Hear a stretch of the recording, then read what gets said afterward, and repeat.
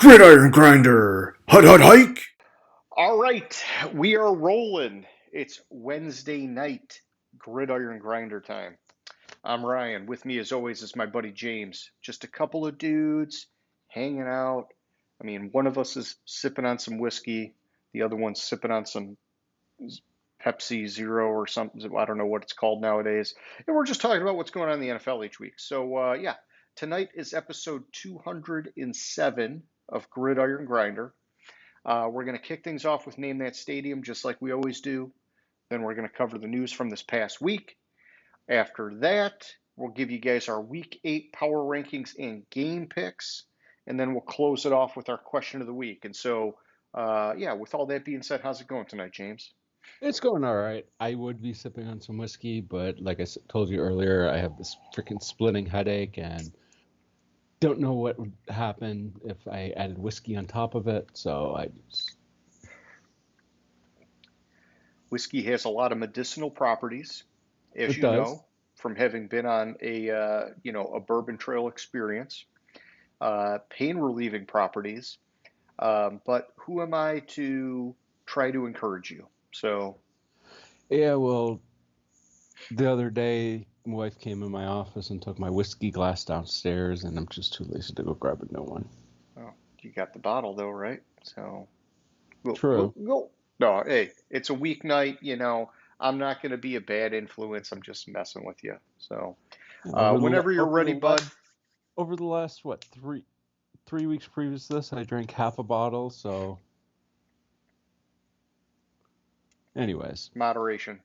Moderation. Name that stadium. As you can see, I'm traveling around different stadiums that host NFL games. First person guesses. Fuck.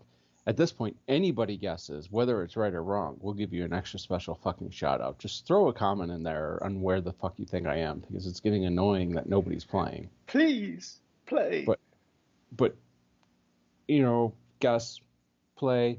I may be in Washington this week.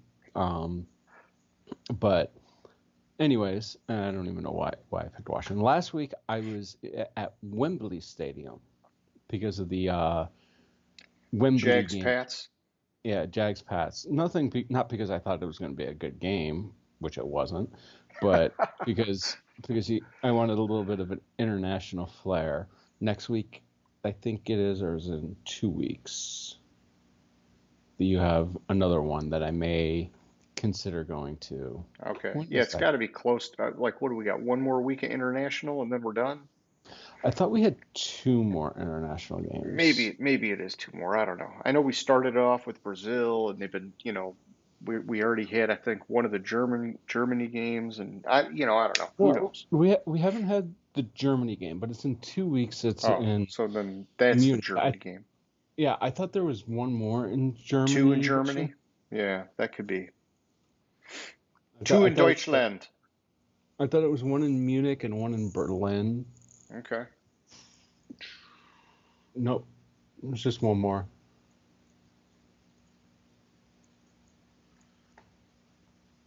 Apparently, in 2025, they're going to Madrid. Spread it out, man. Spread it out. Keep Uh, talking. I'll be right back. so nobody plays, nobody guesses. I picked Wembley because of the game at Wembley. Like I said last week, Jags always win one of the two at least in England. So that's what you get. Yeah, if they couldn't beat the freaking Patriots, it would have been a real sad day for them, right? A real fucking sad day. So I think for news of the week, we kind of hit it a little bit. No, we didn't hit it. We were talking about it before, but you have the trade. Apparently, like I told you, like I thought it was finalized, and then I read somebody come in, then I'm reading that they're finalizing it, but apparently the Whoa, whoa, Chiefs whoa! Are are. you going to the news of the week? Yeah, Oh, all right. Yeah, yeah. Go ahead. Go ahead. I I I couldn't You couldn't you extend name that segued us. state. I got you. I got you. I So I I got segued us distracted. You because segued us. I got confused. I was about to go into the fetal position, suck my thumb a little bit, but no, I'm good now. I'm good now. I segued us because you had to go blow your nose. So Thank you. No, I didn't have to blow my nose. I got like somebody, in panic mode texting me, but it's all good, man. It's all good. You tell know. them, just send it back. I'm fucking busy. Yeah. I mean, it's a friend. It's not like a family emergency, so it can wait. Yeah. So, anyways, apparently the Chiefs are trading for DeAndre Hopkins, giving up a 2025 fifth round pick that will become a fourth round pick if the Chiefs make the Super Bowl. And he Okay. plays 60% of the snaps with Kansas City. And Tennessee is picking up 2.5 million of the remaining 8 million salary he's owed this season. Gotcha. And this article is from Yeah, they need yesterday. help, right? They're getting really, really fucking thin at wide receiver. This article's from today, and it says it's expected to be completed Wednesday. So why the fuck isn't it completed if we're already fucking Yeah. Wednesday evening? It's what, like 7:30 in Kansas City, 8:30 in fucking Tennessee. Yeah, some kind of delay. Yeah. Yeah. But, they're making a move. They're getting a seasoned veteran for a very reasonable price. Um, my thing with Nuke is that he just for like 8 years now barely practices because he's always got some kind of nagging injury. Hmm. And, I think that makes it very hard for quarterbacks to develop chemistry with him. And now at this stage of his career, where he's not as quick and athletic, as he used to be, I think that is a problem. But you got Mahomes, you got Andy Reid. I'm sure they're going to put him in a position to succeed, and they're going to find a way to get him the ball, even if it's in like a limited role. It'll be clutch kind of plays at the right time to kind of like get him over the hump because they don't want to have a repeat of what they had at the start of last year, right? Where everybody had like a million drops because it's a bunch of like green wide receivers. And with Rashi Rice going down, Juju also went down. That's kind of like where they're at now, right? And Kelsey's kind of having a slow year. It just, Pacheco's out. They got to do something, right? Yeah. So Pacheco's out. Pacheco's not even on their fucking depth chart. That's how out he is. Um, Yeah. Hollywood Brown hasn't played a snap all year. Yeah, I don't even count him. He like never even got the field for him.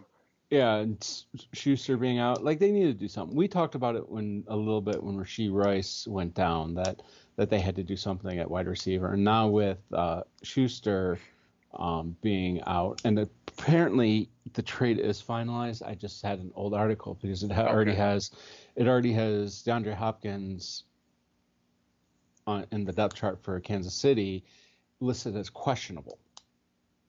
I don't know if it's because they just traded for him or if he has some sort of injury. Nope, he has a lower leg injury. Okay. So they gave up a fifth round pick for an injured player that may or may not play. Whatever. Well, didn't we just talk about it? He's always injured. Yeah. And But usually he plays in the games, but he's always hurt. I mean they had to do something because Mahomes is having a fucking shit season this year. He has only thrown 6 touchdowns and he has thrown 8 interceptions. Wow, he's only thrown 6 touchdowns. I didn't Yeah. realize it was that low. Holy shit. And I mean, I knew their defense was like lights out this year, but still 6 touchdowns. Oh, Yeah. that's so And low. and they played 6 games, so he's Yeah. averaging a touchdown a game. He had 2 games without a touchdown, 2 games with 2 touchdowns. Like, Yeah, that's weak sauce. and he's averaging more than 1 interception a game, which is abnormal for him. Yep. All right. So, what else do we got trade wise? I thought there was, I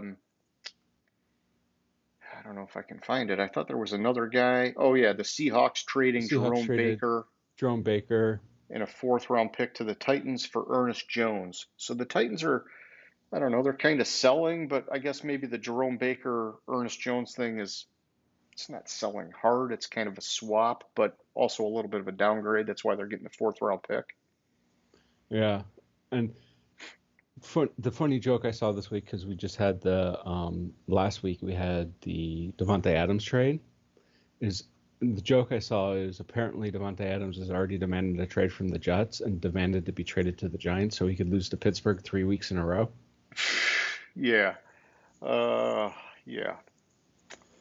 Yeah, I mean, hey, I I think that you got to give it time for him and Rodgers to get on the same page.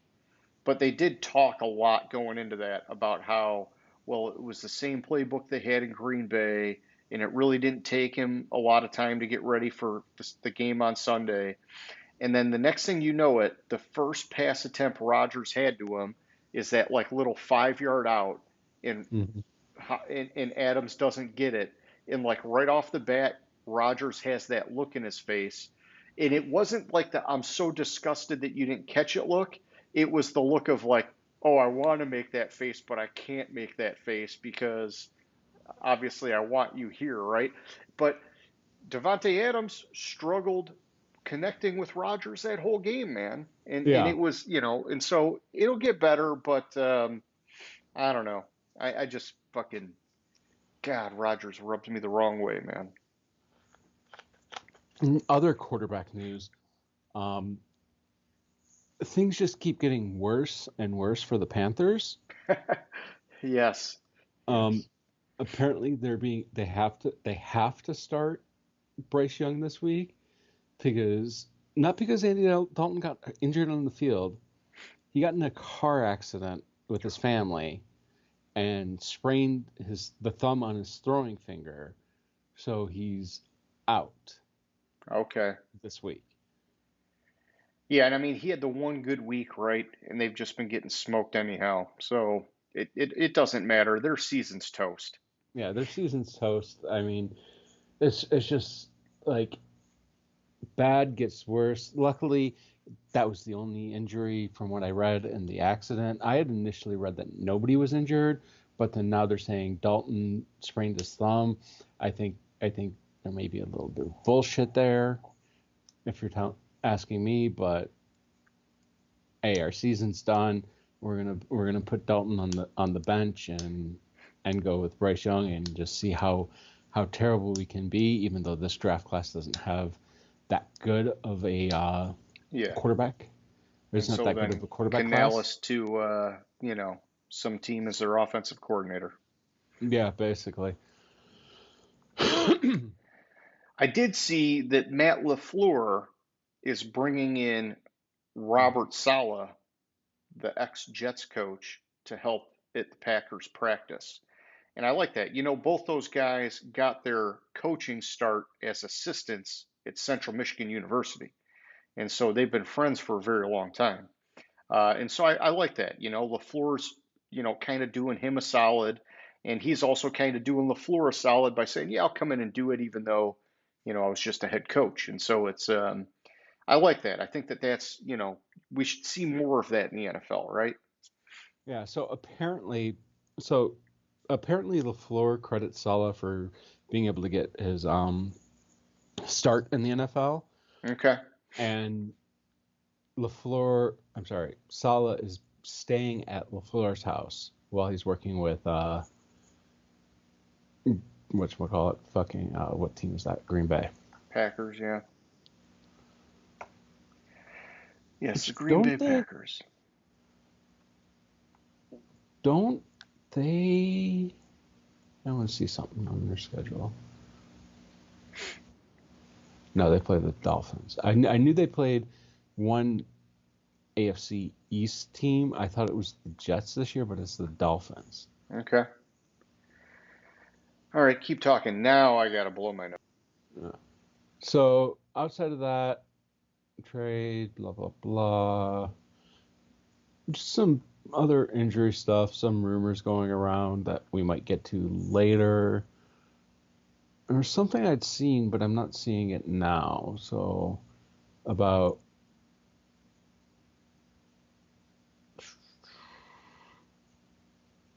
Oh, who was this?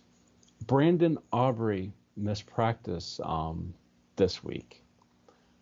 The kicker? The reason he missed practice is he was selected for jury duty. Oh, jeez. That's a funny. You don't ever hear that about an NFL player, right? Yeah, you never hear that about an NFL player. I mean, good for him doing his civic duty, but I mean, it's like seriously, like Yeah. you're an NFL player. You really there's what like 5 months out of the year that you could be playing. The other 7 months you wouldn't be playing. Couldn't you just write the judge and say, "Yo, I'm an NFL player. Can I postpone it to after the season?" I They're mean, like, oh, heck, you're just a kicker. You got to do yeah. it. Although I will say this, Brandon Aubrey, I believe, is the best kicker in the league right now. I Hmm. believe he has overtaken Tucker because Tucker is having some whatever issues that he's got to work out. And he says he's going to correct them, some like technique issues or whatever. But Aubrey going back to last year has been freaking dynamite, dude. And when you watch him kick, wow. I mean, he kicks such a freaking clean ball every time, dude. Yeah, he's solid. Too bad the rest of the team blows, but Yeah. a good kicker on a shitty team is might as well be a shitty kicker I know, on. but they had one of the top offenses last year, and he was still a good kicker for him last year. So, you got to give like a little more for the full body of work. Yeah. Oh, we almost forgot about I almost forgot about this. So the Browns have finally moved on from Yes. I mean, Deshaun Watson. I don't ever want to see a guy get Apparently, hurt, but yeah, you know what I mean. yeah, like they finally moved on from him. It was an Achilles injury that ended Watson's season and possibly his tenure with the Browns, and they are starting Jameis Winston this week. Yeah, and I heard Ken Dorsey's going to be calling the plays. Chubb did play last week, and he got into the end zone. Um, I think it's very obvious that Jameis has a connection with Njoku. Hmm. You didn't see a whole lot going on with Jerry Jeudy. I think their third wide receiver ended up getting a lot of looks. But either way, Jameis Winston's known for being able to air the ball out. I hope that they'll be able to get him under center and do some more of the traditional Stefanski stuff, even though Dorsey's calling the plays, because that's really where that combination with Chubb can be lethal. And this is an opportunity. Make it happen, guys. Is Winston that guy to do the stuff out of center like that? I don't know, but they'll figure it out. And if they don't, whatever, their season's kind of already down the drain anyhow. Yeah, their season's on the drain as it is, so it doesn't fucking matter. Yeah, I think Like it, it's it would be a matter of Stefanski trying to put up a good showing so he doesn't get fired, right? yeah, like and whoever gets the number one pick this year, like their number one task is trying to convince somebody to trade for that pick Yeah, and get it like, next oh, year. this defensive guy's once in a generation. You got to give us a couple first round picks to move up to number one. Yeah, Yeah, okay. Not going to happen. because But you it's never know. not. Between now and then, you know how it is. Quarterbacks go flying up the board. All it takes is one guy to go flying up the board, and it's like, okay, we got a quarterback now. Yeah, but like the quarterbacks on even on the board are not that good. Okay, okay. And I fucking can't log into That's whatever all the right, fuck dude. We don't need his to. name is. Yeah, we don't need to go into it. That's too much in depth for you right now with college. Yeah, don't overload me, man. I got to focus on the NFL. Also, I Oh, want yeah. to know Mike why all Evans. these fucking websites, ESPN, NFL, they put everything now behind a fucking paywall.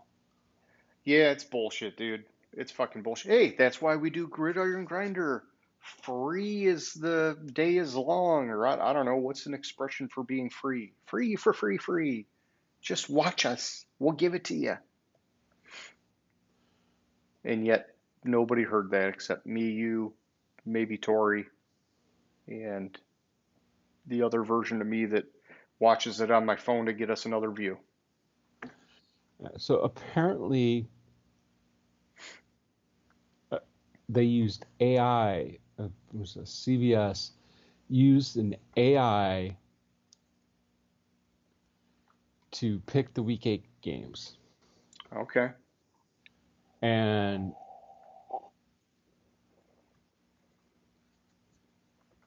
trying to. Oh, here we go again. Fucking join now to read this article. Yes. How about no? Motherfuckers. So I did see, James, while you're struggling with that, the Bucks have got some serious injury issues at wide Mm-hmm. receiver. Mike Evans aggravated a hamstring that was kind of already bugging him.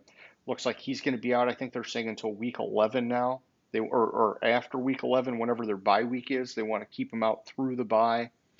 And then Chris Godwin, he got rolled up on, and what they're saying is like a hip drop tackle that's being investigated about whether it really is a hip drop tackle. But either way, the dude freaking dislocated his ankle. He already had surgery, I believe, and he's going to be out for a while. So tough sledding for the Bucks, who have been freaking surprising the world with how well they've been playing this year. Even last night, whenever it was Monday night against the Ravens, man, you know, Baker had a couple I would say abnormal for this year interceptions. Aside from that, man, they were dogfighting the Ravens almost to the end. And so, you know, they've impressed me, but now they're going to be in trouble, I think.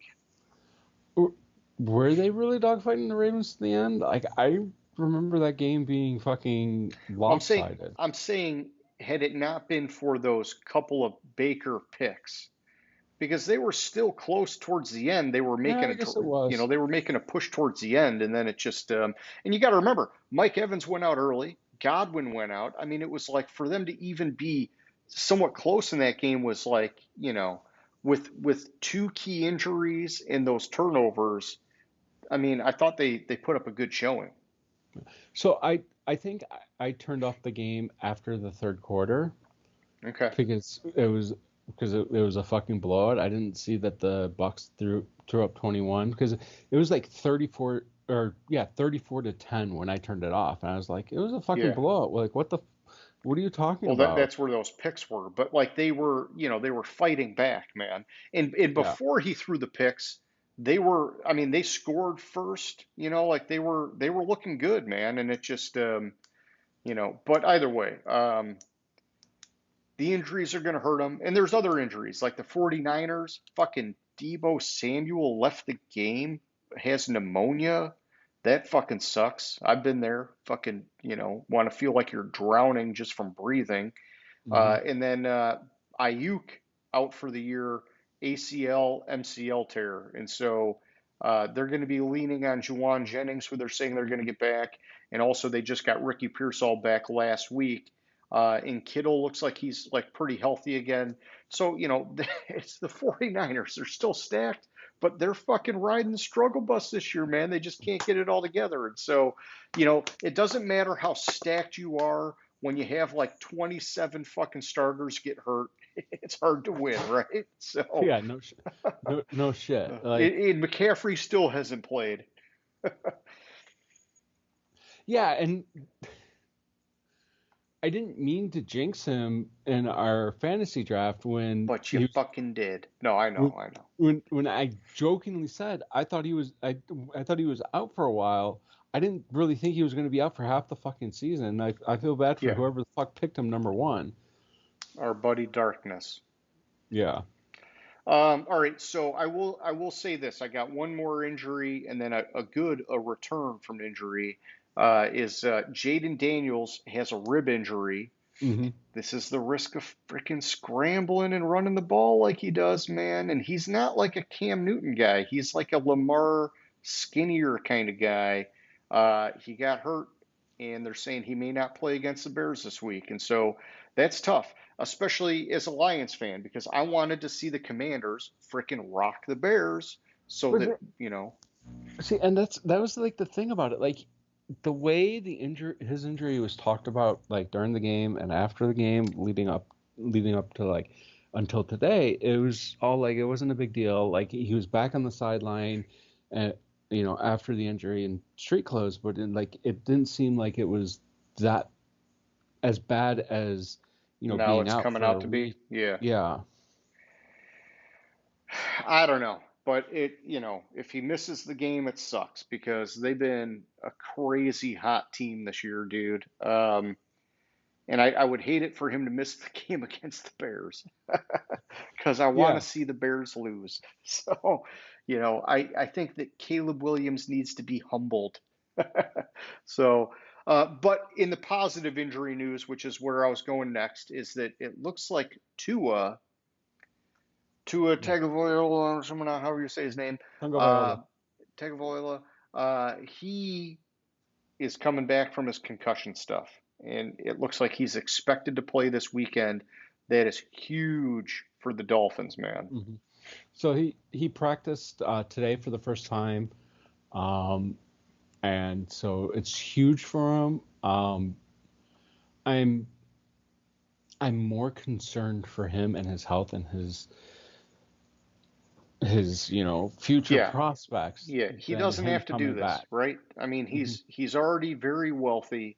He could ride off into the sunset and live a very good life, or away from football or in a different capacity in football. Yeah, we just don't want to see him turn into a vegetable, is what you're getting at, right? Exactly, and like I don't want him to have long term, even not even just turning into a vegetable, but long term um, brain issues and health issues Yeah, because he wants to continue to play. If he wants to play and he understands the risk and he's going into it eyes open, then that's one thing. If he wants to play because he loves the game, that's one thing. If he wants to play because he's chasing money or for other reasons outside of the fact that he just purely loves the game, yeah, then the I risk would is hate to not see that. worth the reward. Exactly. Yeah, I think there's a passion there. I think he would not be coming back if there wasn't a passion there, right? And you saw him on the sideline last week. He was pumping up the team when they were Hmm. scoring. Like he's a football guy, and he's just man, he just cannot shake these concussions. It sucks. Yeah, it does, and like I just hope he's coming back for the right reasons, not out of some sort of obligation that he feels or Yeah. anything like that. All right, that's all I got news wise, or all I care to go through news wise. If you got anything, speak now, or forever hold your peace. I think that was about it. Like, I mean, there's injuries and there's a lot more puff pieces that aren't Yeah. stuck behind the paywall for this time of year than I would like. Yeah, it is weird. There have been a lot of puff pieces. Like this is the time of year where you get a lot of tangible stuff. We don't need that shit. Yeah, save that puff shit for Yeah, for puff puff pass, you know the frickin' drill. yeah, Um, exactly. all right, well, yeah, power rankings then, man. Whenever you're ready, give me your 1 through 5. All right, not much change in my 1 through 5. Kansas City they won, Detroit they won, Ravens they won. I did actually consider, based on what I saw of the Ravens game, moving the Ravens up to number one, but I just I just couldn't do it. Okay. Um, I, if they continue to play like they have been playing, there might be a little bit of shakeup there, especially with like the more I'm more I'm watching the Chiefs and how they're just barely getting by. Um, It's the defense saving them, dude. Yeah. And Minnesota, they're my first team that lost on my board, but they lost to a team that I had ahead of them, and they almost won Yeah, that game, honestly. it was So tight. it Yeah, was, the it was Lions almost. I mean, man. All right. Yeah, I don't want to go on a tangent, but yeah, go ahead. yeah. So I left. I didn't move Minnesota. Team that moved into my top five was the Washington Commanders. I just, like I said, I really, and it sucks that Daniels might be out, but Yeah, each week in and week out, I become more and more impressed with the Commanders. yeah. And yeah, they were just playing Carolina. I They didn't put up the 100 that I expected against Carolina, and they allowed 7, which I didn't expect against 40's pretty Carolina. good considering that Daniels went out with injury. Exactly, exactly. So Washington got into my top 5. I gotcha. Yeah, my 1 through 5. Still got the Chiefs and the Ravens at 1 and 2, and then after that, I've got the Bills, the Lions, and the Commanders. Each of those three moved up one spot, and some of that was based off of Houston losing. I felt like it was time to sort of like let go of the vine a little bit on Houston. I think I was holding on really tight with those guys, and not that like their loss was horrible because it was a very close game, but I thought it was enough to say, hey, listen, you've got three crazy hot NFC North teams, and you've got Washington, and you've got a lot going on that deserves recognition. And so that's where I did my shuffle there. Back to you at 6, man. All right, 6. I have the Bills. They moved up one spot. Eagles 7. They moved up 2 spots. Like, yeah, you could say they beat the Giants, but it's also a product of they won. I kind of wanted to move them up, but Dallas at 8, they were on a bye, and I didn't want to move Dallas because Sure. if anywhere Dallas is probably too high. And Packers, they moved up 4 spots. With the Packers, like I had the Texans and the Packers super close, so I wanted to make sure I moved the Just Packers flipped them. ahead of the Texans. Well, I had Sort the of. Texans. I had the Texans in my top 5 last week. So, Oh, yeah. So you gave them a healthy drop. Yeah. and the 49ers, I didn't move them. I kind of want to see what's going on with the 49ers before I move them. They lost to Kansas City, who I had ranked ahead of them. Um, it was early on. It was a close game, but Yeah. I didn't really watch much of the game. I took a nap, honestly. So, Dude, I'll tell you this. Before Ayuk got injured, he had a horrible fucking drop, right? And you know, they're just, you know, take him out of the equation now. Even without him, they still just have so many injuries. And mhm. I'll get to it. I dropped him because of that. But um, yeah, all right. On my side, 6 through 10, I've got the Vikings, the Packers, the Texans, the Bengals, and the Eagles. I ended up bumping the Vikings, even though they lost to Detroit, because it was that good of a game. And you and I kind of talked about it these last few weeks, where I've sort of been just slow to get the Vikings up to probably where Mhm. they deserve to be anyhow. And so that game just like even further reinforced it in my mind that they got to go up. Um, Green Bay, I moved them up 3 because this was a great spot to get them where I could drop Houston to 8 and have them be neck and neck right there, but with Green Bay just a little bit ahead. Cincinnati, I dropped them 1. My whole thing is that, come on, man, the fucking Browns are like in my near dumpster fire of a team right now. They should have had a more decisive, commanding win than that. And I get it, Burrow has struggled with the fucking Browns for whatever reason, but still, I didn't like seeing it be, a one-score freaking win. Uh, I don't know. It was ugly. And then at 10, I've got the Eagles. I moved them up 2 spots. It was great. They beat down the Giants, whatever. Saquon got his revenge, but they're in the top 10 because they're winning games. They're just a little dysfunctional as they're winning games. So Mm. back to you at 11, man. 11, I have the Steelers. They moved up one spot. This was really I could have kept the Steelers the same and put the Texans, who I have at 12, down who I dropped 7 spots to 12. But when I looked at it, even with Russ, or I guess it would depend on where the game was played. But with Russ, either Russ or Fields, which I'm hearing a lot of rumors that Fields is going to be traded now, which what the fuck? I mean, he could be. I think he put up enough to, it's just who's going to get him. The Raiders, maybe, because O'Connell's hurt. See, the one that I'm reading that would never fucking happen, but it's a huge fucking rumor out there, is the Browns are looking to trade for him. I would, honestly, I would probably like that, James. I would like that, but I don't think the Steelers would like that, because Yeah. why the fuck should you help the Browns? It's like your bitter rival. Anyways, I digress. Seahawks, I moved them up 4 spots after beating Atlanta. I just kind of thought it was such a decisive win, and Atlanta's been on a tear and exceeding my expectations this year. Chargers, I moved them down 3 spots after losing to Arizona. Probably should have dropped them more, but I see a lot of issues with this Chargers team. How the fuck do you only put up 7 or 15 points against the Cardinals, who have allowed other teams to score? This is the Harbaugh 50s? offense in year one.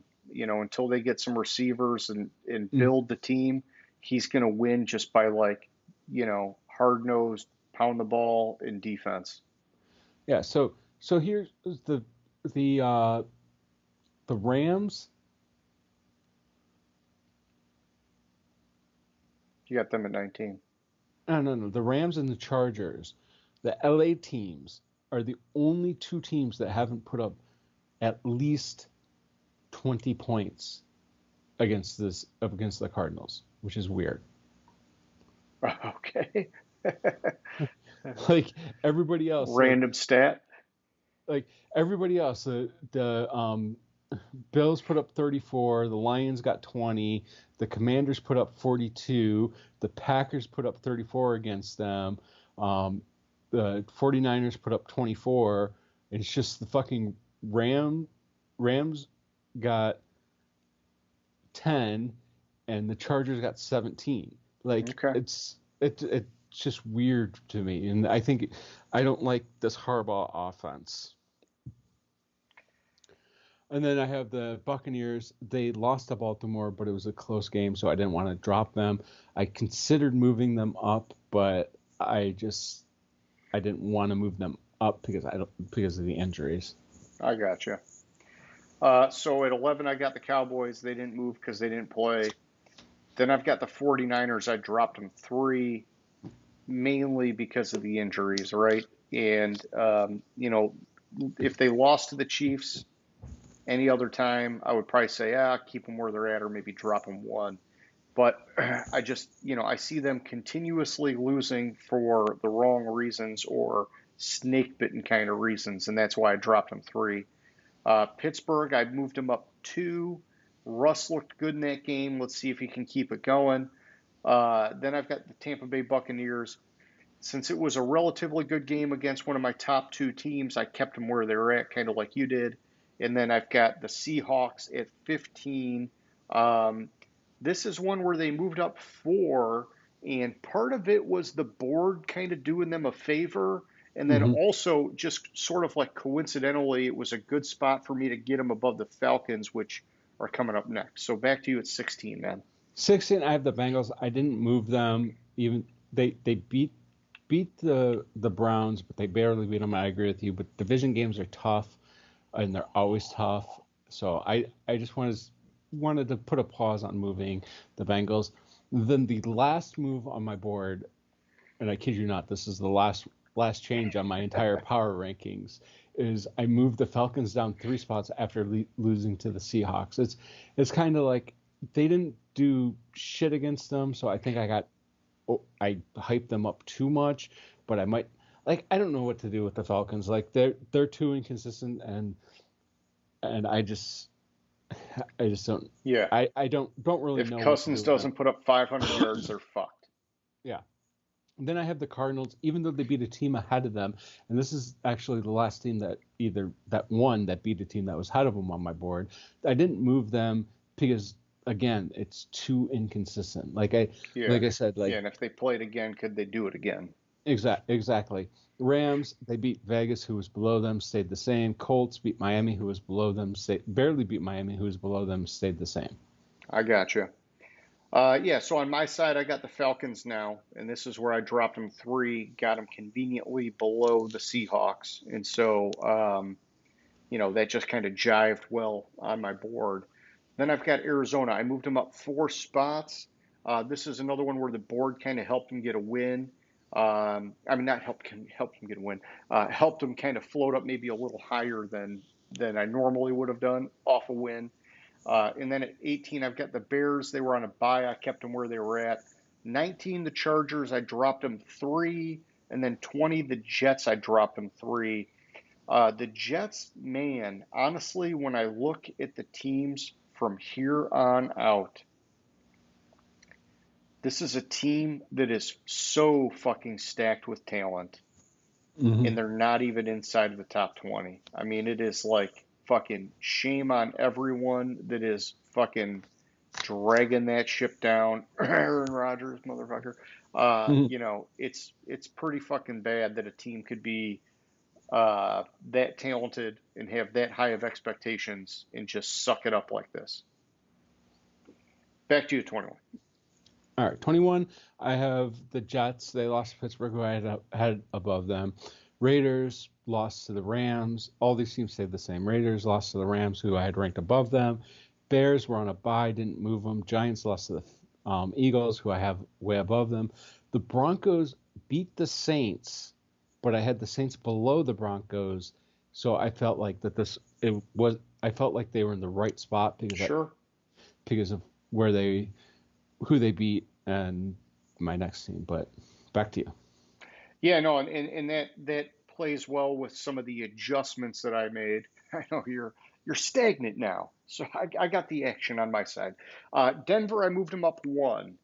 Indy, I moved up one. The Saints, I dropped three, and so that's where I got kind of my harmony on my board. Then I've got Jacksonville, I moved them up two, and the Rams, I moved them up two. That was more like happenstance of the board kind of floating them up because some of my next teams lost. And so back to you at 26, man. Again, no more changes on my board. Saints, they lost to the Broncos. I felt like I had that right. Then the Browns, they lost to Cincinnati, who was way above them. I kind of expected it and actually kept it closer than I thought it would be. Then Jacksonville, they won, but they beat the Patriots, who I have below them. Then the Dolphins, they won, but they lost to the Colts, who I had above them. So no real movement to be able to be made here. Yeah, 4 out of 5 L's, man. For me, 26 and 27, I've got the Raiders and Dolphins. I dropped them each two. The one thing I'll say is with the Dolphins, Tua coming back, that could be like the start of, the catalyst to start getting them moving up the board again. 28, 29, 30, Giants, Browns, Titans, nothing changed. Back to you for the dumpster fire, my man. Dumpster fire didn't really change. Both teams lost. The Panthers at 31, the Patriots at 32. Honestly, I could have put the We've had these Panthers. same teams in the dumpster fire for 3 weeks now. That's Yeah, probably the longest stretch we've had the same two teams, especially on both sides in the dumpster fire. and in the same order too. Yeah, yeah, So I don't know. I don't know. I could consider, and I can make the case for Carolina being dropped below the Patriots, but I the Patriots are such a dumpster yeah, fire too that it's like there's probably more promise right now with the Patriots than the Panthers. yeah. You're probably right. Drake May, he looks pretty good for the most part. I would say that probably him on its own gives the Patriots a little bit of an edge, but it's kind of one of those things, right, where like they've they've dug themselves into this hole, and so like until one of them gets a win, they're just like fucking locked in on the board here, right? Yeah, pretty much. All right, well, hey man, those are the power rankings. Whenever you're ready, why don't you take the lead and do the game picks for us? All right. Well, first recap. Man, I fucked up last week. Um, I tried I to got. stop you on one of them. I know. I And know. honestly, they were up against the Bills. They were up early in that game, and I thought, holy fuck, James is right. And then it like totally flipped, and I Yeah, was it like, no. totally fell apart. Um, so I got 9 of the 15 right, gives me 62.62% correct, or 67 correct picks this year. You got 13 of the 15 right. Good job. You have Thank you. 73 of the picks correct, or 68.22%, in a 6-game lead on me now. Starting to open up. We're gonna have to make some fucking moves, Just and don't get desperate because you still got half a year to figure it out. You don't want to go swinging for the fences just yet, right? don't have to want to go swinging for the fences. Glancing at it, I can possibly cut that in half this week. But first game up, we have the Thursday night game because we're on Wednesday. We talked about the game a little bit last week. We had the Vikings at the Rams. It's the Vikings are playing really well. Even against Detroit, they played really, really well. I think this game could be a Yeah. close game. It depends on what they decide to do with Cooper Kupp. Because if they're really looking to trade Kupp, I'm reading they may not play him. Yeah, so here is the the other wild card of this, James, and this is a buddy hit me up earlier today saying that the Vikings are engaged with the Rams for fucking Stafford. So, I mean, if that's the case, Shit. how the hell would Stafford even play this game? Like it's weird. The timing of it is weird, right? Yeah. But the whole Timing of thing it's is the weird. Vikings are 24th on offense. You got Justin Jefferson bitching about not getting over 100 yards in like 4 games. And I think they're looking at, hey, we need to be able to air it out a little bit more. And Darnold has been playing great for them, but he's no fucking stud that's going to throw the team on his back, right? And so Right, but it's interesting, but it's they've just a rumor at this point. if I uh, if I were the Vikings, I would not trade for Stafford. I would find a way to get Jefferson the ball in better situations, but I wouldn't trade for Stafford because I don't want to upset the apple cart there. The Yeah, team's and I playing don't know that so Stafford fucking would good. go along with it, right? Like he might just fucking retire, dude. He's been fucking talking about retiring every year since they won the Super Bowl. Right, but here's the thing. If you put Stafford on that team that's been winning, the trade goes right, if they've already been winning, they're already 5-1. They already have Yeah, one of if the they best lose a point game, differential in the league. everything's fucked. And you put Stafford in there, that gives them, if not the Super Bowl, puts them up to one of the favorites to make the Super Bowl from the NFC, if Yeah, not the favorite. big time pressure. And big time pressure for Stafford, but he thrived under that couple years ago with the Rams. Well, and it'd be a I similar hate that. situation, right? Because the Vikings have a phenomenal defense this year, and they've got amazing weapons on offense. He could Yes, go in and be the cherry on top. You never know. true. Either way, I think the Vikings beat the Rams this week.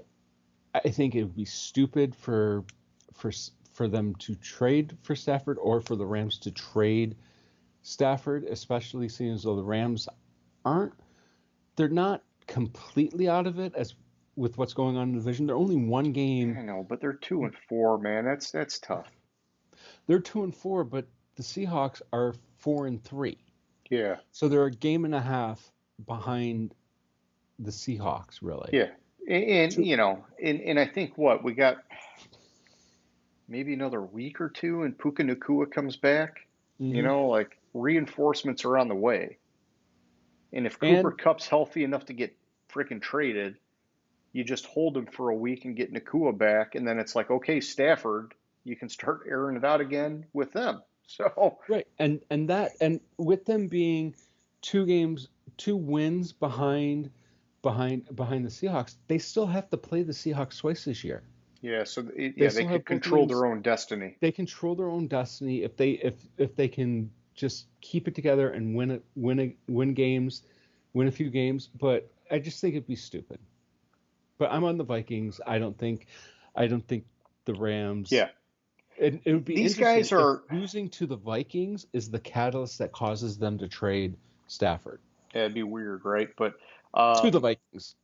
these guys are like eerily similar in terms of NFL.com stats, Hmm. despite the record difference.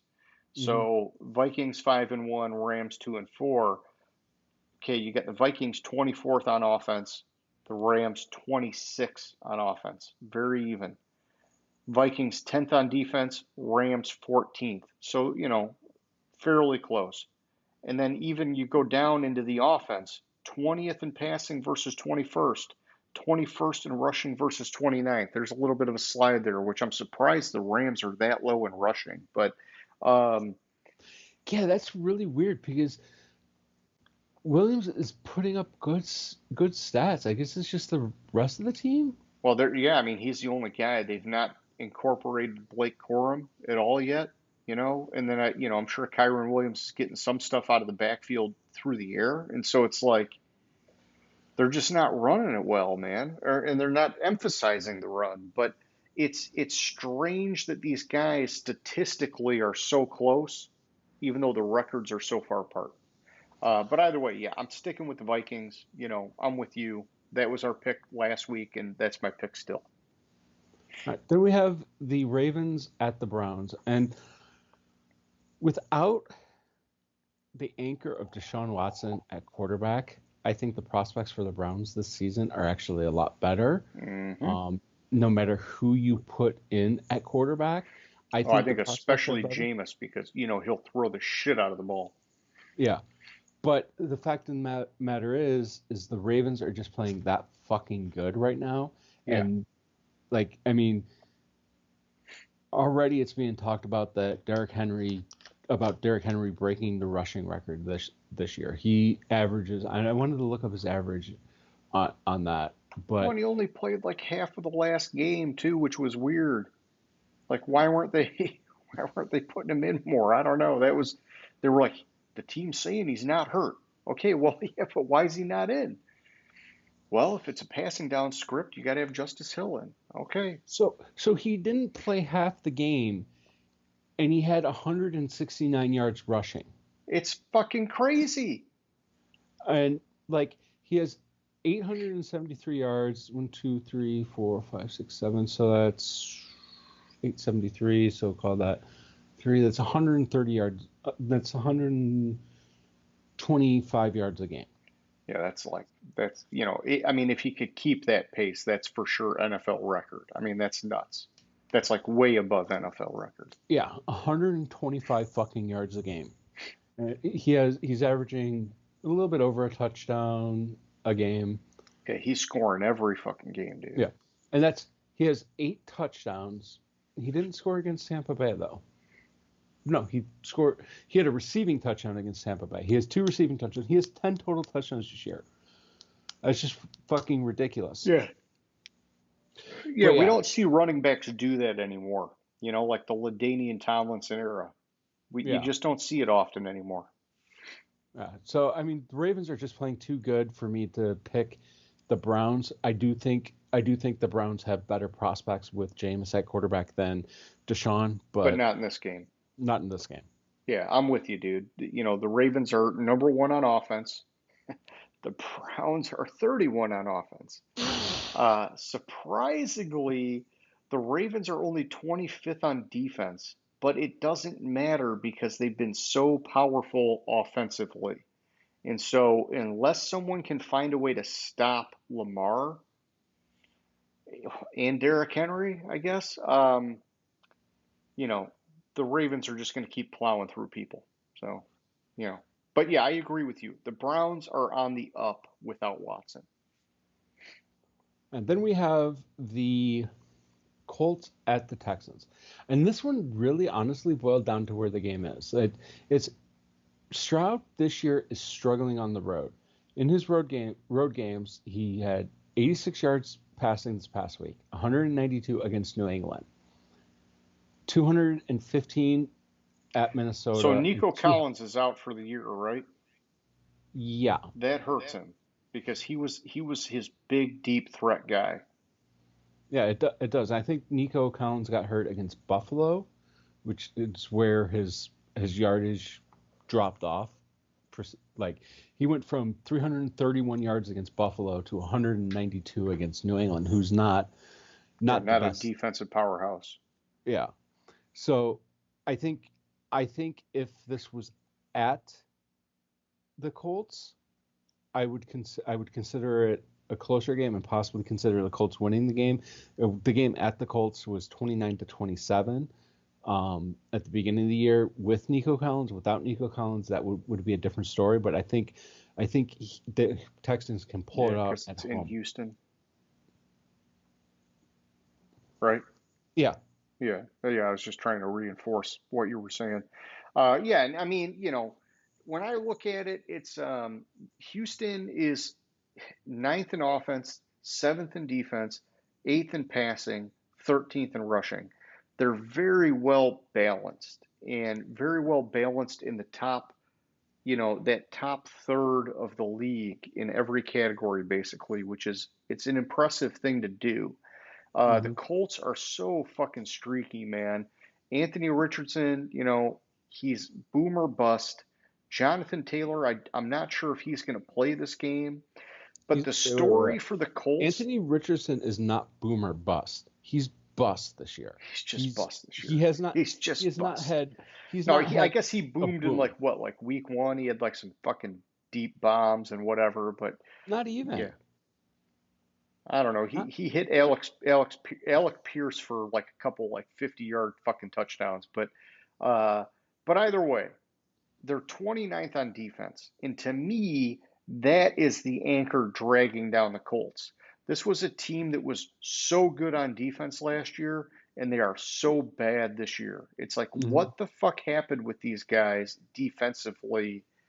And I thought last year something was wrong to the upside. I couldn't believe they were that good last year.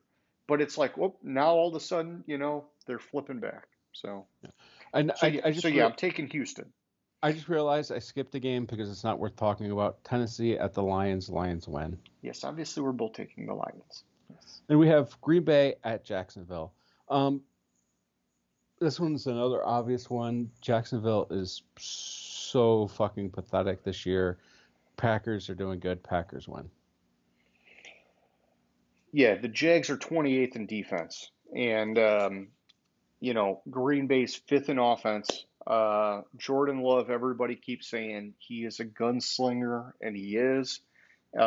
He's got like fucking 4 wide receivers that in any given week, one of them becomes like a crazy hero with like touchdowns and yards and whatever. And so, in 2 tight ends that rotate in the mix too. And so it just, I can't go against the Packers even though they're on the road. So I'm taking Green Bay, man. And then we have the Cardinals at the Dolphins. And I considered flipping this because Tua is supposedly coming back for the Dolphins, and I might still. But and I really don't like how inconsistent the Cardinals are this year. Feel free to flip it, my man. I'm not gonna. No, I know. I struggle picking Miami until I see what Tua is, and that's what it boiled down to. I think if he says he's coming back, I think we know what Tua we're gonna get. He's got the chemistry with Tyreek Hill and Jalen Waddle. But Jalen Waddle is also questionable this week. All right, whatever. I'm still taking Miami, but I hear what you're saying. Yeah, and like I really like I'm hesitant. I gotta think about it more. I may flip my pick. I still may flip my pick, but I have to kind of look at it a little bit more. But right now I'm on the Cardinals. So I mean, I have Arizona a lot higher on my board than Miami. But But that's that's also because Miami without Tua. exactly. And so, like, this is where I got to look at it and I got to say, okay, if Tua's in the mix, where was Miami before Tua got hurt? Hmm. Miami was like healthily ahead of Arizona. And so, is he going to come out with a little bit of rust? Yeah, maybe, but they're playing at home, which I like. And, I got to go Miami, man. All But right, you do then what you got to do. yeah, and like I said, I'm going to do a little bit deeper Yeah. dive into the You game got and till Sunday. see. You just shoot me a message. All right, then we have the Jets at New England, and honestly, we have to pick. Well, we kind of don't. We could pick a tie, but that's what's the likelihood of a tie? Oh, We the have to Jets pick. better win this game. Are you kidding me? We have to pick a team to win the game. I think the Jets. The more because really, honestly, and they should have had the natural chemistry from when they played together in Green Bay, but it's been a few Couple years since years, yeah. it's been a couple years since they played together. So I think this past week was a little bit more of the gaining chemistry because he only showed up on what, like Wednesday or Thursday last week and then played in the game. Yeah, and that's the thing. They could have sandbagged it, man. They were all kind of like fucking puffing their chest out like it was going to be like a guaranteed fucking win out from here. And then they got embarrassed, in my opinion. And so it just, to me, it's like, hey, man, how about you just shut your mouth and be humble until you fucking get it together? Yeah. And then I think I really think that there's a chance that this game is like a 7-3 game. I would love it if the Patriots won this game 7-3. And I'm not saying a Yeah, you're not saying the defensive Pats battle. win, but just I'm not 7-3 saying a either way. I'm not saying a defensive battle 7-3 game, an offensive Uh, nightmare yeah, 7-3 game. anemic. Yeah. Um Yeah, how the Jets are 31st in rushing. God, man, with Brees Hall and Braylon Allen, so they're also they're also they're the putting too much emphasis on Rodgers. If they played complementary football, they would be a way better fucking team. right, but like everything I'm reading about like how that offense was changed Yeah. because Rodgers doesn't like to put people in motion Yep. and doesn't like to be under center. It's like, dude, you're the quarterback, you're not the coach. You don't like it, you shouldn't have fucking signed with them.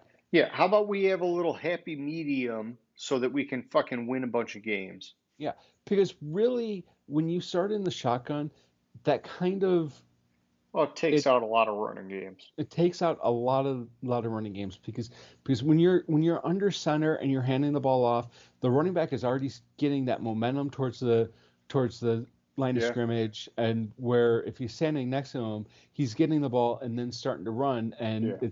it's also when you're handed off from under center, there's less time for the defense to react to it. So run because they have to think, especially if Rodgers does what he does and acts like he kept the ball and kind of slips a handoff in there. Like if it's done correctly, it gives that split second and you get a better running game.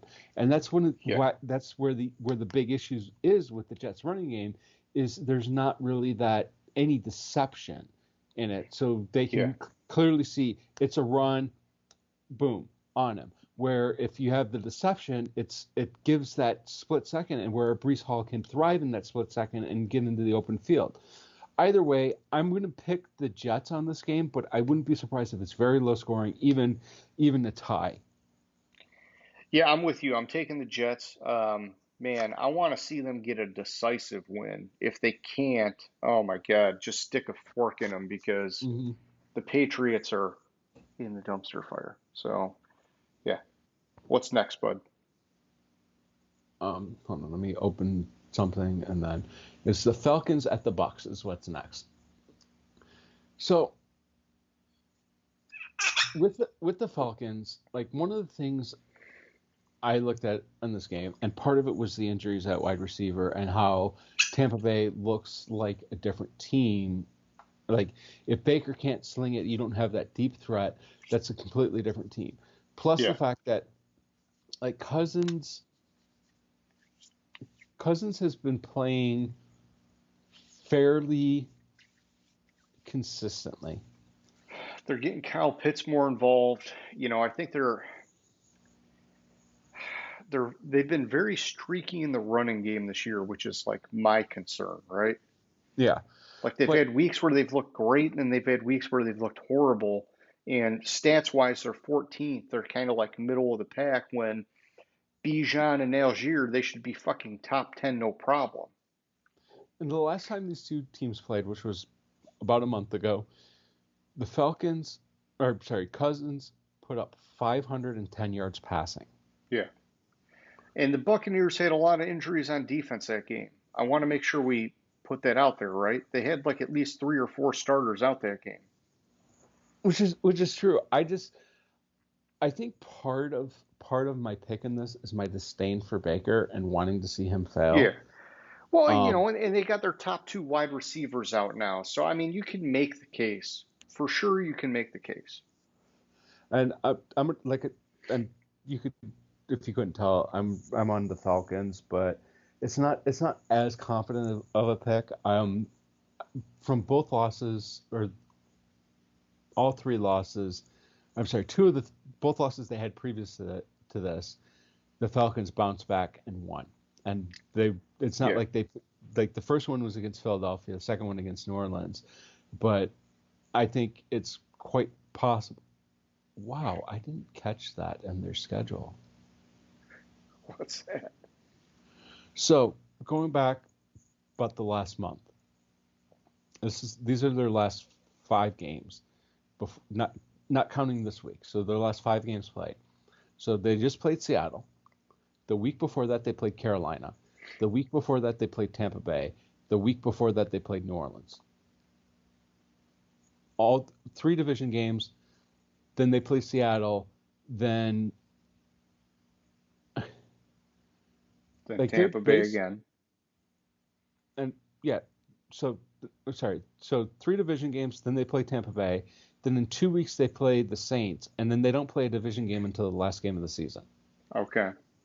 It's just it caught me as odd that like they just played 3 division Clustered. games in a row, Yeah. and then they have a break, a 1-game break, play another division game, 2-game break, play another division game. It strikes me as odd schedule making on there and really weird. Yeah. No, I mean, we could critique the schedule makers every year, right? Because they do these weird fucking things that it's almost like they control some of the narrative for how the season's going to play out. And there's injuries and things that can never be predicted. But man, I tell you, every year they fucking stack the deck for 1 or 2 teams, and it's like, fuck you guys. You knew you did it. Fuck you. That's all I gotta say. Well, it's the script. Yeah. They have to schedule the games to fit the script for the season. Oh, fuck that, dude. How about you schedule the games fairly and then you have somebody else write the fucking script? Yeah. So, schedule first, script second. But yeah, I'm taking the Bucks here. They've got the number 4 offense, even though we're expecting it to get toned down. They're 31 on defense, which is crazy, but they've had a lot of injuries on defense. I think some of those guys are coming back, and I mean, they've started coming back already. Vita Vea was back last week. Winfield Jr. was back last week. And so I think we're going to see the defense start to get a lot better because we know that's a great defense when those guys are healthy. Cousins, I will say this. He is great against the blitz, and Tampa Bay is the top blitzing defense. So I think this could be a very close, very competitive game, but it's in Tampa Bay. I'm giving them the edge. I'm going Bucks. Then we have the Eagles at the Bengals, and honestly, I struggled to pick this game. I ended up just going based on my power rankings for this game. I think the Bengals, aside from only putting up 21 points or only winning by 1 touchdown against the Browns, but you also have to consider that Watson went out early in that game, and that team's better with anybody else at quarterback besides Watson. And then you have the Eagles, who seem to have turned it around. Um, this past few weeks, I was out on them, talking about all the problems they had. I really struggled with it, and Yeah, the Bengals always start slow. I ended up going with they my do. power rankings. I have the Eagles at 7. I have the Bengals at 16. So that's how I ended up finalizing making this pick. But I'm not confident in it at all. Yeah, no, I hear you, man. And, you know, I'm taking the Bengals, and it's tough. I'm actually really, really conflicted on it. The reason that I'm taking the Bengals is because it's at home for them and I have it so even. So that's Mm. kind of my tiebreaker because when you look at what the Bengals have done on defense, it's been pretty much fucking dog shit this year.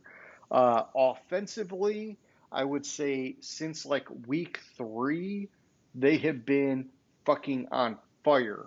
And that's why I like the Bengals, especially at home. Philly, it's almost like a little bit of a Jekyll and Hyde the other way, where the first couple of weeks their defense was fucking dog shit, and after that their defense has been really fucking good. Offensively, you know, AJ Brown was out for a little bit to start the year. And honestly, Jalen Hurts just hasn't looked comfortable in that offense. That's the thing that really kind of bothers me when I watch them Mhm. play. They're fucking 27th in passing. That's fucking crazy. Um, Saquon could get involved big time, and Philly could control this game. But I'm gonna pick Cincinnati. I think Burrow in that offense, they're going to put up points. They're not going to go down easy. And so with them being at home, I think they get the win, maybe just barely. Then we have the Saints at the Chargers. And honestly, if Carr was starting for the Saints, this pick might Yeah, be different. I don't know, but it looks like Rattler's yeah. starting for them. And aside from putting up, well, I mean, he played a fairly tough defense in Denver, who for some reason Denver scored another fucking touchdown. This, James, I think Rattler actually looks pretty good for a rookie, man. He's very mobile. He puts some good zip on the ball. He's been finding guys like in soft spots and coverage, but he is a rookie. He's going to do stupid fucking rookie shit. yeah, and with Rattler, like he put up and had 22 for 40 against the Bucks. It was 2 weeks ago. 22 for 40, 243 yards.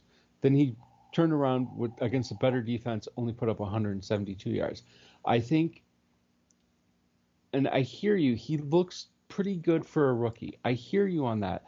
I just struggled picking him to beat the Chargers Yeah, and a defense that not that they've been top have five defense right now. really. I Yeah, was they're thinking they're I ranked was thinking they were fourth. I was thinking they were a little lower. And where's Denver ranked? 30. Well, Denver's one of the top. Denver might be the number one defense right now. Yeah. So I mean, it's just the tough defense is where I struggle with. Yeah, I think Carr, the veteran, could navigate the tougher defense better than Rattler can for as a sure. rookie. So that's why I'm going to pick the Chargers this week. Yeah, I'm just trying to find. Yeah, and I mean, I'm taking the Chargers as well. It's hard to trust a rookie quarterback.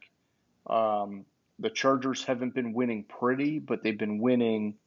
Oh, it says Denver's eighth on defense. Well, I think I've got them in my head skewed because they've been so electric on special teams, and I always count that as defense, right? But Yeah, and I told you like a couple weeks ago. well, and I for, Shahid's out now, but yeah, I forget what game it or was. It Shahid's a was Saint, not a Bronco. Duh.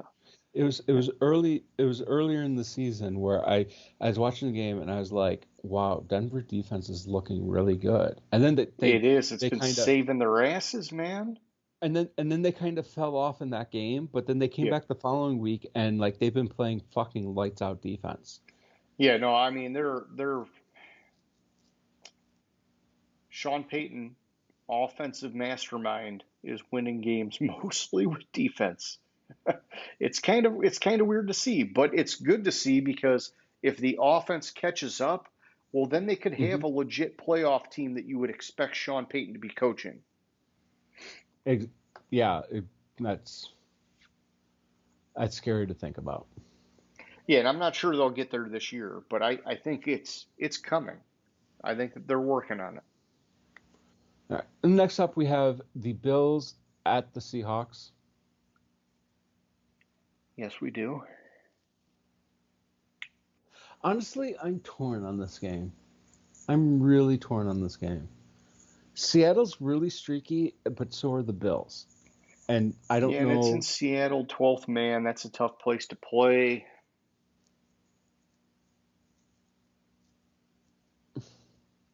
I feel like some of Seattle's wins have been a little bit fluky to me. To me, it's new coaches, new playbooks, new schemes, new a lot of things make it very unpredictable for opposing teams. I think we're like near the halfway point in the year, and teams are starting to see it now, and that's probably why the Seahawks are now 4-3. And so I'm going Buffalo, and I feel pretty good about it. But I know what you're saying, where some of it feels a little bit hard to get conviction. I mean, the fucking Seahawks are number one in passing. How? I don't know, because you don't hear like Geno Smith's name every week on fucking NFL Network, man. So Yeah, I don't know how the fuck they're that high in pat. Doesn't fucking make sense to me. I'm gonna go with I mean, they Buffalo. should be. They got three fucking stud receivers, but yeah, yeah, we're both on Buffalo. I got you. We're both on Buffalo. I had pause with Buffalo, with picking Buffalo because I don't necessarily trust I think Seattle's Buffalo a on the legit road. playoff team next year when Mike McDonald gets his players on defense. Yeah, This I think year, I you're think right. they had an early season kind of like unpredictability surprise for a lot of teams, but it's going to like fade away more as the year goes on. Yeah. We have if Jaden Daniels is playing, possibly the game of the week, the Bears at the Commanders. And my pick, honestly, is Yeah. subject to change based on Jaden Daniels' status. I'm with you. I'm with you. You text me, I'll text you. If he's out, we're both flipping. I mean, that's Yeah, what it boils down to, right? it's 100% what it boils down to. I may not flip if Daniels isn't playing because Washington's defense has been playing pretty fucking good, and I don't think Caleb Williams plays well against a good defense.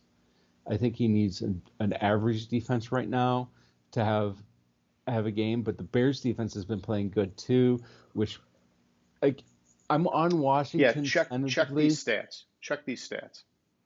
Okay, the Bears 4-2, but look at this. They're third on defense. Badass, which we were expecting. When you looked at the last half of last season, once they traded Hmm. for Montez Sweat, they were one of the best defenses down the stretch. This is where it gets fucking crazy. They're 29th on offense with 26th passing and 28th rushing, and somehow they're fucking 4-2, my man. Yeah, They should I'm be fucking 2-4 at best. But hey, the numbers don't lie. The defense fucking helps, and you know, I'm taking Washington. I'm hopeful Jaden Daniels plays. If he doesn't, I'm going to have to give it a long, hard look because going against the number 3 defense for Mariota, hmm it changes things for me. So, but I'll stick with Washington unless I send you an email otherwise.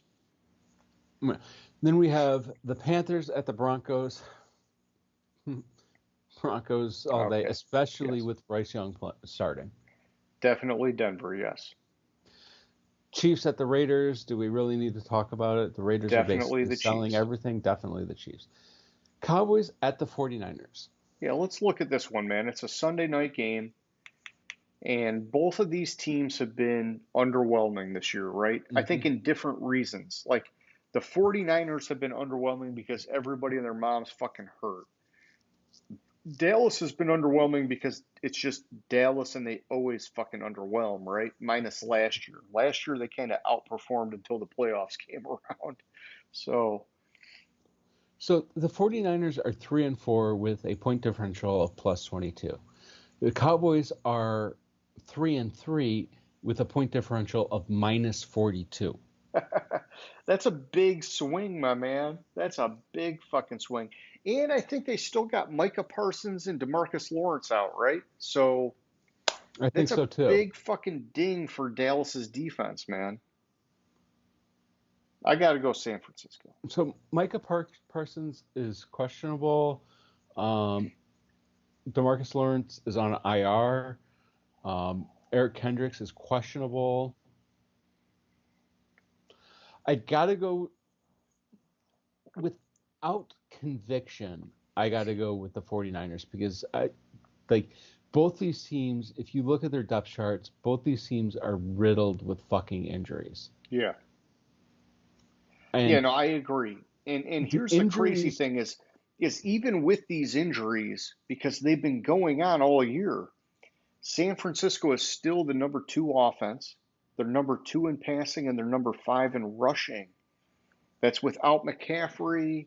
That's Kittle was hurt. Ayuk, the holdout held him back. Debo's been hurt. I mean, it's like you got to believe San Francisco is going to start winning some games. They've just been snake bitten this year, man. So I'm taking San Fran. I'm taking San Fran also. Like I'm Yeah, blown away looking at like all the injuries. Fuck. it's a lot of Fucking injuries, dude. shit. Yeah. Um so this might change it. Hold on.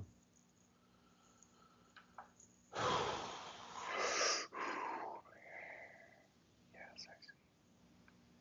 So with the 49ers, Jordan Mason, who's been doing pretty good, filling in for McCaffrey, not McCaffrey like, but doing pretty well, is questionable.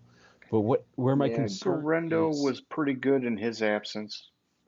where my concern is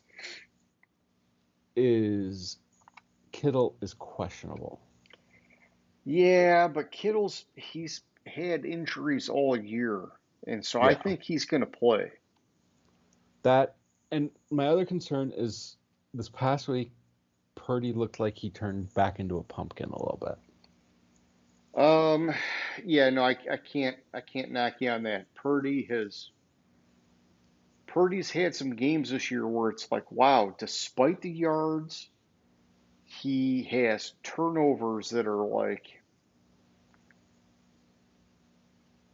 who the fuck was he throwing to? Some of these plays, I don't get it with Purdy. It's like he looked Yeah. so goddamn good last year, and then obviously the year before he got hurt, whatever. But um, man, Purdy has looked a little bit funky this year. You're right, kind of like turning into a pumpkin at times.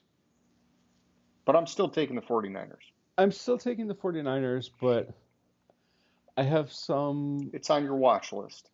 I have concerns with picking the 49ers. Sure. All right. What's the Monday night game? Oh, The Giants and the Steelers. Steelers. I Yeah, I I'm made the taking joke the earlier. Steelers. Malik Neighbors is back for the Giants. That's great, but I have such a hard time. First of all, I have such a hard time going for the Giants, and I have such a hard time going against the Steelers because Mhm. how do you go against Mike fucking Tomlin, right? So, Steelers. Yeah. Then we have next Thursday the Texans at the Jets, and this one is subject to change to me Sure. because if the Jets put it together this week, I might flip to the Jets because I think Houston is a different team on the road versus home. Yeah. I think Stroud is a different quarterback on the road versus home. And the Texans, like you said earlier, the Texans defense is not as good this year as it was last year. They kind of seem to be struggling a little bit. So that gives me pause on the Texans. If the Jets put it together and the Rodgers-Adams connection becomes a little better this week, and you're Solidified, seeing yeah. it, and it solidifies itself, I might flip to the Jets. But for now, I'm on the Texans. All right. Yeah, and I'm taking the Texans. I'd have to see a lot out of the Jets to flip it, but you never know, it could happen. But I'm with Houston. And yeah, that's the game picks. And so thank you, James, for walking us through that. If you're ready, we can do our question of the week, my man. I will be ready. I'm going to go back to a pick. Okay. I'm going to You want to switch to flip one? Seattle. All right. Let me just get it straight on my end. I'm gonna flip to Seattle. Just a gut feeling. All right. So you're taking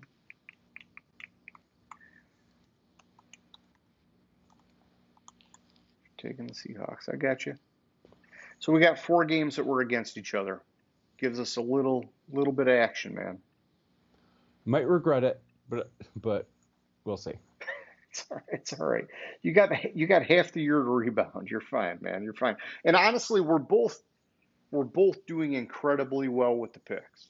So, even with me having a lead on you, I would just say that I'm doing abnormally well because of these last 2 weeks, right? So Yeah. there could be some mean reversion at any time. All right, let's do our question of the week, my man. So All right, I'm ready. I want to talk to you about some of these trades and how it relates to the Lions and everything that's going on. And so, we've seen Devontae Adams get traded. We've seen Amari Cooper get traded. We've seen blah, blah, blah, everybody get traded. There have been rumors about the Lions going after Max Crosby. And we talked about that last week. But something came up this week through the grapevine that was interesting. It was the Lions are supposedly talking to the Rams about trading their second round pick for Cooper Kupp. Apparently, there is interest in the Raiders acquiring Jameson Williams now that Devontae Adams is gone. This was a possible multi-part trade of Jameson Williams in the Lions' first round pick this year for Crosby, and then a second round pick for Kupp. Would you take those combinations of trades if you're the Lions? And while you're thinking about it, I'll give you my answer, which is not, it's more statements than an answer because I guess I'm trying to still think it out in my head. But basically, you're helping replace Hutchinson for our Super Bowl run this year, which is kind of huge, right? Because we're sort of all in on this year.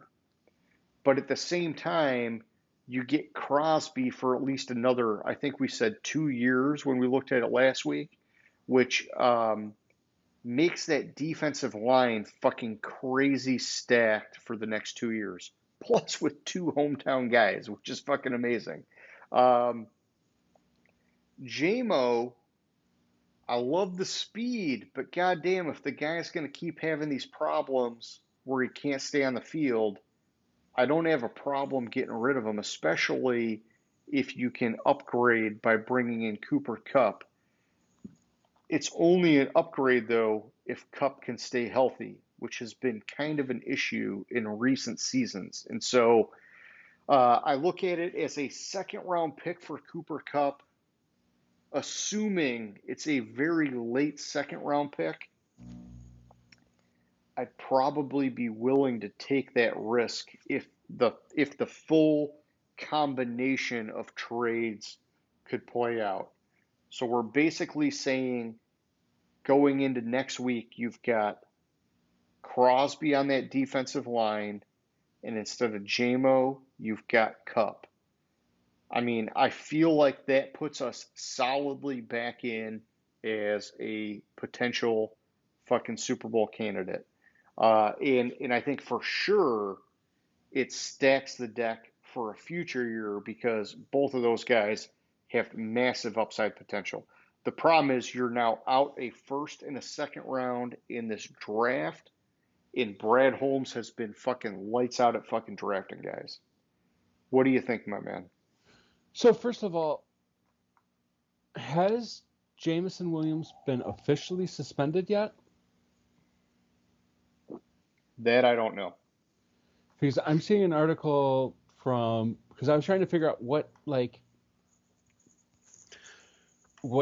PED he used, and earlier today it said the ruling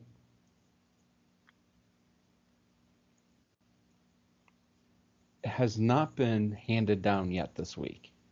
Okay. But they're preparing to be without him, and I really like the fact what I like is Jameson Williams. He fucks up, he takes accountability for it. I really like that. But at some point, you got to stop fucking up.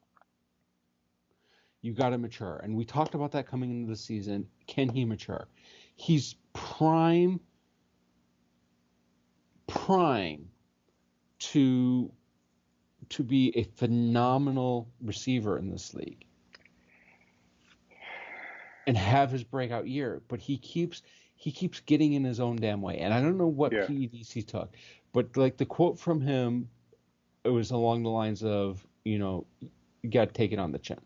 Like whatever. He's not appealing it. He's just, which I like your 2-game suspension, don't appeal it, don't delay it. Yeah, he's going to own up to it. That's fine. Let's just fucking take it, get out of the way, which is the same thing. My thing is, okay, you got 3 years in a row now, you're missing time. One of them was an injury that we took a calculated risk on. The next was a stupid fucking suspension. This is now a PED that he should have known better on. It's like, okay, so the first one is a strike on us. The next 2 are a strike on him. It's like, man, if you go one more and it's the team messed up, then it's embarrassing for the team. If you go one more on him, it's like 3 strikes and you're out, but we probably should have just gotten rid of him before that happened, right? So, and here's my thing with JMO is that he's so close now to getting a contract negotiation that I just don't think he's deserved, okay? He's had some big plays this year and some big games this year, and that's great. But he's been absent for fucking 2 out of 3 years, man. And now he's about to miss more time. And so I just, I'm not comfortable going all in on a guy who's barely fucking been there. I agree with you. And that's not the question, but that's part of my answer, I guess.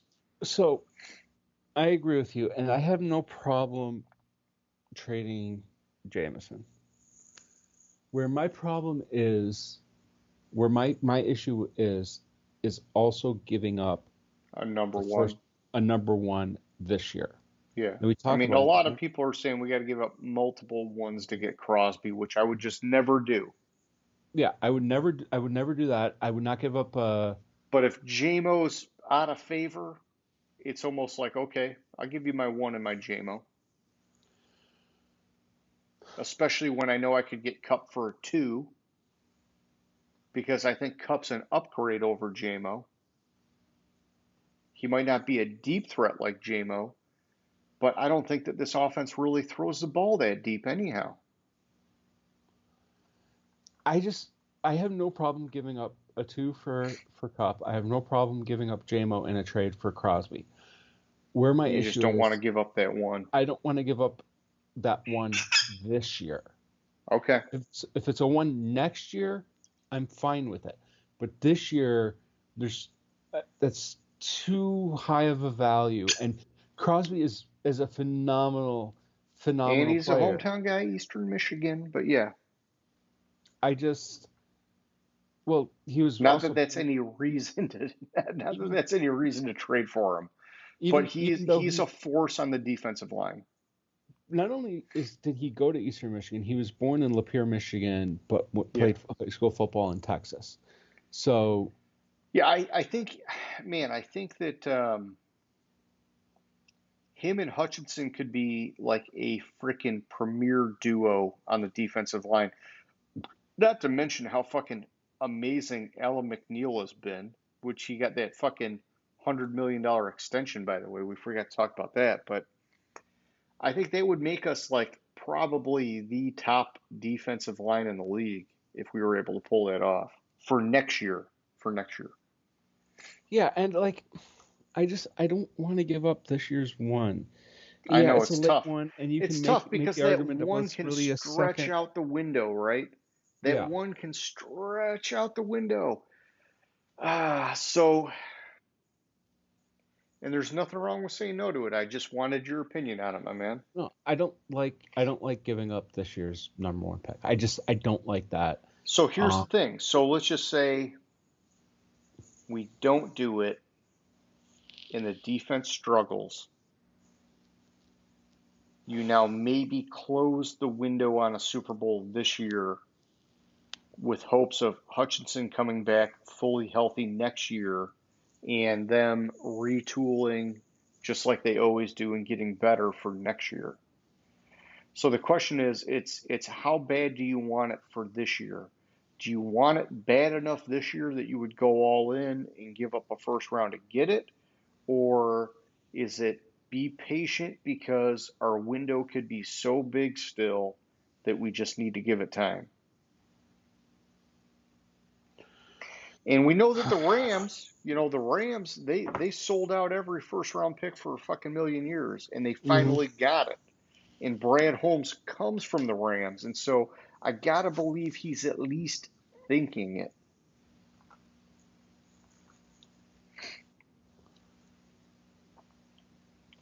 But I'm a slow and steady kind of guy. I just it's tempting, and it's hard to say It's no to. it's tempting, but I just really don't like that one. Like, Sure, sure. Yeah, well, yeah. I mean, you're without a first and a second, so you're very quiet to start the draft. Um,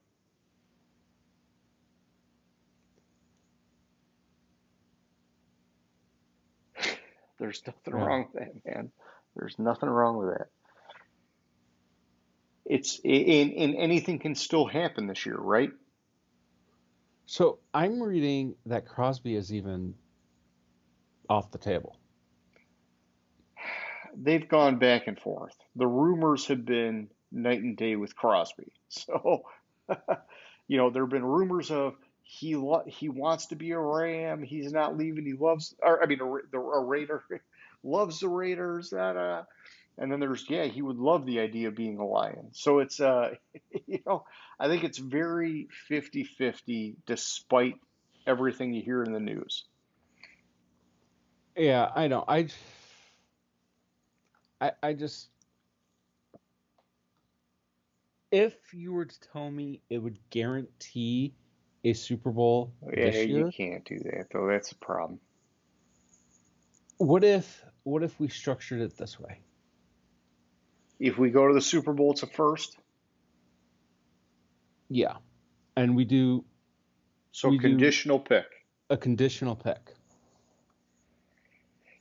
If he gets hurt or we don't make the Super Bowl, it's what, a second?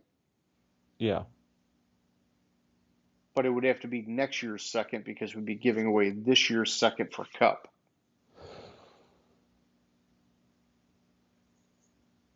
true. So maybe it's next year's first. So we're talking 2026 first. If it was 2026 first, and Williams, and we got Cup back for second this year, I'd do that all day. Yeah, so we're saying, okay, it's a 25 first, but if we don't make the Super Bowl, it goes to a 26 first. Yeah, I'd be fine with that. Oh, I'd be fucking, I'd write it down right now, dude. I'd write it down right fucking now. That's probably the safest way the Lions could do it.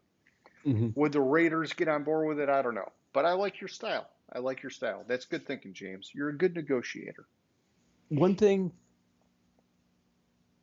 I wanted to comment on, and I forgot to in the news of the week. Sure. I read a quote from Chris Christie, Oh, fuck Chris Christie. I mean, I like him as a politician. I don't like him commenting on Dan Campbell, but go ahead. Huge fucking Cowboys fan, talking about how Dan Campbell is classless because they ran up the score against Dallas. Chris Christie is a classless politician. So Yeah. come on. I think that's a little bit of a stretch to say somebody is classless, especially when he's one of the more respected coaches in the league currently, even after running up Especially the among score. players, yes. Yeah. Yeah, no, Like I get it. We kind of rub their face in the dog shit, right? And so, yeah, because they you fucking know, deserved it. could we have taken our foot off the throttle? Yeah, but you know what? We didn't, and it's the NFL. And come on, people didn't make this big deal about it when, what was it, last year when Miami beat Denver or whoever, like 63 to fucking whatever. So come on. Yeah, and the comment, well, pros don't run up the score. What the fuck are you talking about? It happens all the fucking time. Miami put up 63 on Denver. Yeah. Fucking And because it's the pros, you can almost never run up the score. Okay. yeah. If you do it, it's fucking, come on. To me, part of it is, I understand what he's saying. Okay. To me, though, here's how I looked at it. When Hutch got hurt, I thought it's time to start putting in the backups because you're far enough ahead. You can run the shit out of the ball and you can get some of these guys some reps because you might need them later. You never know. Hmm. But if Hutch didn't get hurt, my whole thing is you've got a very long season. Fucking iron out every wrinkle in the playbook offensively and defensively because you need to sharpen this fucking sword so goddamn fucking tight to make your fucking run. Well, And plus yeah, the problem with like the trick plays, they didn't put the trick plays in there to run up the score. They put the trick plays in there for 6 weeks down the road when they use that same formation, yeah, and and scare the shit out of somebody. somebody's Yeah, gonna go back and think, wait a minute, they did this when they last were in this yeah. formation. Drop that guy back in coverage. Oh no, do this. Oh no, do this. And then it's like, oh, Ben Johnson, just like I predicted. See you later, my man. Yeah, and it's like that's why like you when you put the wide receiver in motion to go behind the quarterback, you fake a pitch to him because Yeah, that makes the teams think, wait a minute, they could pitch it to him. Like yeah. You it's gotta just sell it. You gotta fucking sell it. yeah, and it's just a matter of putting that into somebody's mind on what they could do to fucking next time be like, oh shit, what are they going to do? Are they going to do the same thing? We just saw this against Dallas. Yeah. And that doubt is what you need on some against some of these better teams. No, I agree, man. That's the way to go. I digress. I didn't like Chris Christie talking about Dan Campbell. Like Will Smith said, get his name out of your mouth. Paraphrasing Will Smith. Yeah, I know what you mean. Paraphrasing Will Smith, get his name out of your mouth. And if you didn't see the slapping motion I did. Yeah. I'm with you, Last thing I would like to point out is if the playoffs were to start today, the Lions would have a first round bye. Possibly one of the few times this season I'll be able to say it if because they have a game up or they've played a game less than Washington, but they still would have the first round bye if they started today.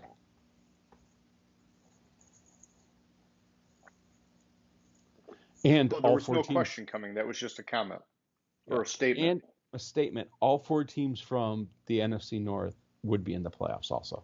Yeah, that's fucking nuts, dude. And it might fucking happen because they all look like fucking real fucking contenders, dude. Mm-hmm. All right. I'll stop adding little pieces that I just wanted to say No, it's cool. I love because it. I just want to say them because I I can't mean, we remember talked about it last week. If you want to be the best, you got to beat the best. And so, I can't remember the last time I could say this even this late in the season. If the playoffs started today, the Lions would have the number one seed. well, yeah, no. I mean, we could have said that the year they went 0 and 16 because they were 4 and 0 in the preseason.